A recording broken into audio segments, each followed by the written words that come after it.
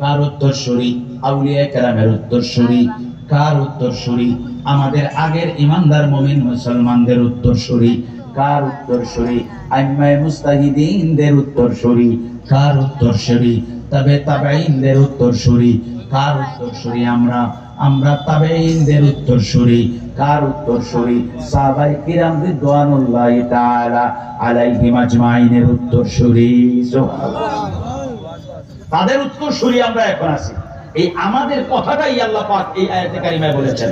সুবহানাল্লাহ।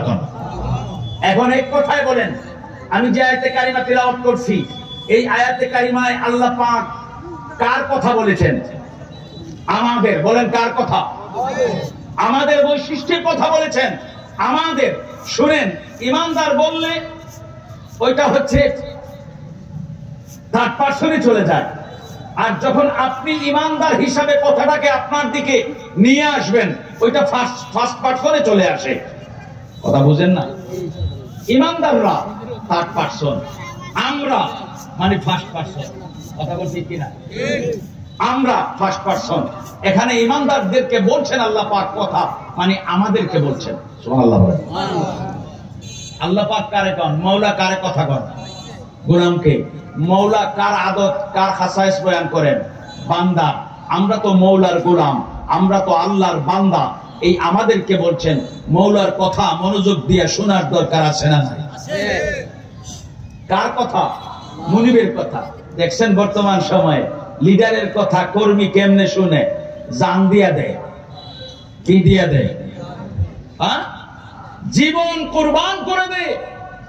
লিডারের কথায় কর্মী জীবন কুরবান করে দেয়। উস্তাদের কথায় ছাত্র জীবন উৎসর্গ করে দেয়। দেয় কি দেয় না? আমাদের মুনিব খালিক আল্লাহ তাআলা আমরা গোলামদেরকে বলছেন, ওই গোলামরা ওই মুনিবের কথা মনোযোগ দিয়া শোনার দরকার আছে না নাই? আমাদের মধ্যে বাবা, আমাদের মধ্যে কমতি ঘাটতি নুকসানিয়ত কি জানেন? নুকসানিয়ত হইছে যে আল্লাহ পাক কি কইছেন না কইছেন এটা আমার বেশি জানার দরকার নাই। আমি আমার মতে কোনো মতে আমার মকসুদে মঞ্জিলে পৌঁছতে পারলে এটাই আমার সফলতা। নাউজুবিল্লাহ। কথা বলেন ঠিক কিনা? আল্লাহর ফরমান হুকুমগুলি কেমন, এই বিষয়ে সজাগ দৃষ্টি না রেখে আমি একটা মঞ্জিল ঠিক করছি। মঞ্জিলে মকসুদে মঞ্জিল ঠিক করছি। কি মঞ্জিল? আমি টাকাওয়ালা হব, আমি বড় রাজনীতিবিদ হব, আমি এই চেয়ার আসনের মালিক হব, আমি ওই চেয়ার আসনে বসতে পারলে আমার ইজ্জত সম্মান বাড়বে। এটা নিজের থেকে ঠিক করা মকসুদে মঞ্জিল। কথা বুঝতে পেরেছেন? নিজের থেকে ঠিক করা। এর জন্য আমরা মওলার হুকুমের তাওয়াক্কা করি না। নাউজুবিল্লাহ। এটা বর্তমান অবস্থা বাবা, যাই বলেন না কেন। আমি মুখে ইসলাম বলি, বাস্তবিকে ইসলামের তারাক্কি, বাস্তবতায় ইসলামের অগ্রগতি, বাস্তবতায় ইসলামের প্রতিষ্ঠা রাষ্ট্রীয়ভাবে করব, এর কোন আলামত আমার মধ্যে নাই। আমি মুখে ইসলাম বলি, বাস্তবতায় ইসলাম রাষ্ট্রীয়ভাবে প্রতিষ্ঠা করব, এর কোন আলামত নাই। এর মানেটা কি? আমি মুখে বলেছি ইসলাম, বাস্তবতায় প্রতিষ্ঠা করার জন্য কোন সিম্বল, কোন সাইন দেখি না, কোন নিদর্শন দেখি না, আলামত দেখি না। এর মানেটা কি? অর্থ কি দাঁড়ায় জানেন? এর অর্থ দাঁড়ায় যে আমি ইসলাম নাম মুখে কইতেছি, কিন্তু মওলার হুকুম ফরমান বয়ানের দাঁড়ি না। আমার একটা মকসুদে মঞ্জিল আছে, আমার একটা সুনির্দিষ্ট গন্তব্যস্থল আছে, আমার ওইটা হাসিল করার জন্য আমি এটা করে যাচ্ছি। নাউজুবিল্লাহ বলেন। এটা বাস্তবতা।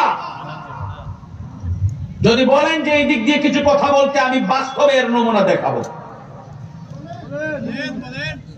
বাস্তব দেখবেন।